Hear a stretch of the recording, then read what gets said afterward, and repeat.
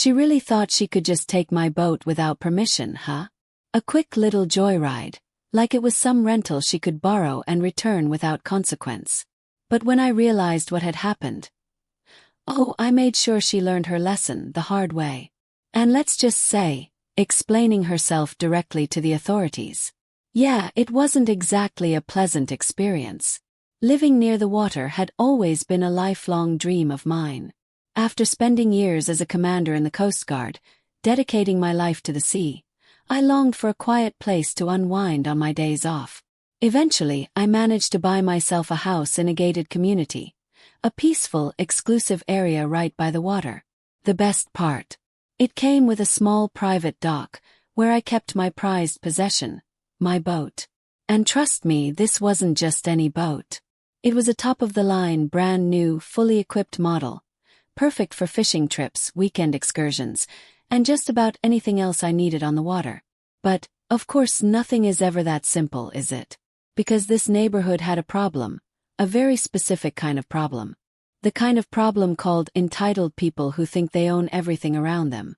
And ever since one particular woman moved in, she had made it her personal mission to be the biggest thorn in my side.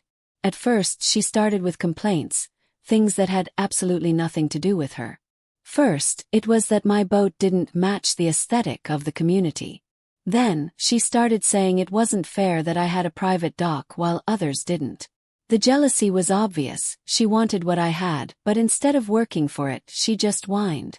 I had dealt with stubborn people before, so I knew better than to engage. The best way to handle neighbors like her. Ignore them. Let them talk.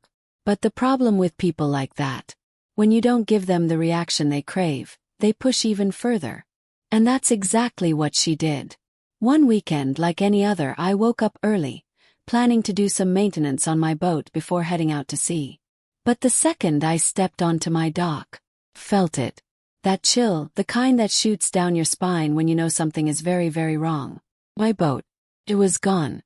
I froze, blinking in disbelief. Maybe someone had moved it. Maybe there was some kind of misunderstanding with the condominium. But then my eyes locked onto the cut mooring ropes. Adrenaline hit me like a freight train. This wasn't a misunderstanding. This wasn't a mistake. Someone had stolen my boat. Now, most people might panic in a situation like that, but me? I've spent my career in the Coast Guard. I know the sea is not to be taken lightly. And my immediate thought wasn't just who stole my boat, but who would be dumb enough to steal from a Coast Guard commander? And then, as if the universe wanted to hand-deliver the answer, I heard my neighbor's voice. "Hey, Mr. Thompson. I thought you lent your boat to that woman from the HOA." I turned stiff as a board. "What?" "Yeah," he continued casually, completely unaware of the rage brewing inside me. "Saw her taking off with it earlier." I stared at him for a solid second, my brain trying to process the sheer insanity of what I had just heard. "Who?" "You know, the lady from the blue house. The one who's always complaining about everything." And just like that, shock turned into pure, unfiltered anger. She took my boat. She actually stole it. Oh, she had no idea the mistake she had just made. Had to move fast. The ocean is no joke, especially for someone who doesn't know what they're doing. And judging by how clueless she seemed about boating in general, she was putting herself in real danger. Not that I particularly cared about her well-being, but the last thing I needed was an accident tied to my name because of her reckless stupidity. Pulling out my phone, I immediately checked my boat's tracker, because of course it had one. This wasn't some cheap dinghy. It was a high-performance vessel, loaded with cutting-edge technology. Within seconds, the GPS pinpointed its exact location. And there it was, drifting aimlessly further and further from the coast. I clenched my jaw, letting out a curse under my breath. Not only had she stolen my boat, but she clearly had no clue how to operate it. Without wasting another second, I jumped into my vehicle and drove straight to the Coast Guard base. If she thought she was getting away with this, she was in for a reality check. Big one. As soon as I arrived, I went straight to my contacts. One quick call to my colleague on duty and I laid out the situation. He, of course, burst into laughter. Wait. You're telling me your HOA neighbor stole your boat, and now she's lost at sea? That's exactly what I'm telling you. Oh man, this is gonna be good. Within minutes, we had an operation in place. I was leading it, which was lucky for her, because if it had been anyone else, she'd be treated like a full-blown criminal. But me, I had a different approach. I wanted to catch her the right way. We boarded a patrol boat and sped toward her last known location. And the closer we got, the more obvious it became just how clueless she was. First of all, she was completely alone. Second, she had no idea how to steer the thing. My boat was spinning in circles, drifting deeper and deeper into open water.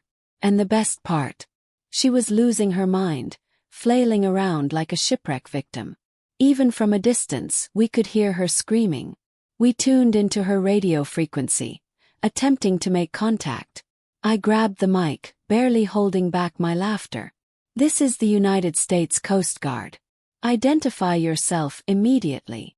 Dead silence. And then pure panic. Oh my God. Oh my God. Get me out of here. I'm lost. The boat is broken. Wait. The boat wasn't broken. She was just too incompetent to operate it.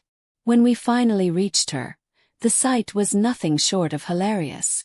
Sweaty, hair a complete mess, gripping the steering wheel like it was about to explode. And the moment she saw me, standing on that patrol boat, her face went white. That's when reality hit her, hard. She knew. She knew she had just ruined her life. And as we pulled up alongside her, all the arrogance, all the entitlement, vanished, replaced with sheer, undeniable fear. With my life, enjoying my peaceful days by the water just as I had always planned.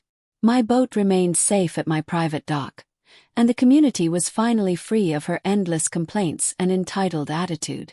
Looking back, I can't say I regretted a single thing. She thought she could take what wasn't hers, and she learned the hard way that actions have consequences. Some people only respect rules when they're forced to, and in her case, it took a full-blown Coast Guard rescue, legal repercussions, and complete social humiliation for her to finally get the message. As for me, well, I just went back to what I loved. Calm mornings on the water, fishing trips on my well-equipped boat, and a peaceful home free of entitled neighbors who thought they could take whatever they wanted. She was gone.